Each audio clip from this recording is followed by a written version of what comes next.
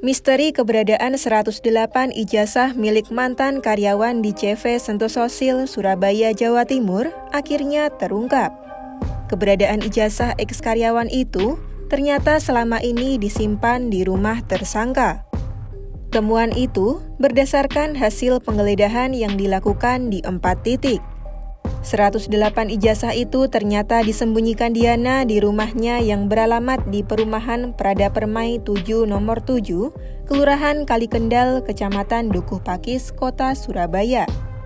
Hal itu dikonfirmasi oleh Wadir Krimum Polda Jatim AKBP Suryono di Polda Jatim pada Kamis. Status yang bersangkutan sudah hari ini dilakukan gelar perkara dan dinaikkan ke penyidikan dan menetapkan tersangka Saudara Jidi.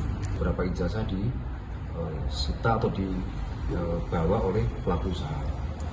Atas laporan tersebut, kita sudah melakukan upaya penyelidikan dan sudah kita naikkan ke tingkat penyidikan. Kita melakukan pemeriksaan terhadap 23 saksi. Ya. Tambah lagi nanti beberapa orang hari ke depan ini akan dilakukan pemeriksaan kurang lebih 25 orang. Nanti akan kita lakukan pemeriksaan sebagai saksi. Dan kemudian pada penggeledahan, ya, surat perintah penggeledahan yang telah diterbitkan oleh Krimum, kita melakukan penyitaan 1 ijazah pada saat itu di rumah yang bersangkutan. Kemudian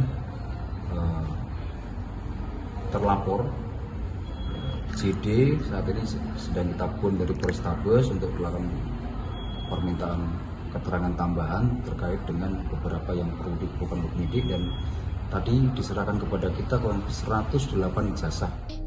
Selain penggelapan ijazah, Janwa Diana dan kawan-kawannya diduga menghilangkan barang seperti SKCK mantan karyawannya. Perusahaannya pun terancam atas dugaan penipuan dalam proses rekrutmen karyawan yang disebar secara online. Pemilik perusahaan Janwa Diana kini resmi ditetapkan sebagai tersangka kasus penggelapan ijazah oleh Direktorat Reserse Kriminal Umum Kamis 22 Mei 2025. Penetapan tersebut diputuskan sebagai tindak lanjut dari pengembangan laporan mantan karyawan Janwa yang naik menjadi penyidikan dibantu keterangan 23 saksi. Sebelumnya, pemilik CV Sentososil dilaporkan melakukan penahanan ijazah oleh mantan karyawannya. Ia disorot setelah terlibat dalam kasus dugaan pelanggaran hak-hak karyawan di perusahaannya.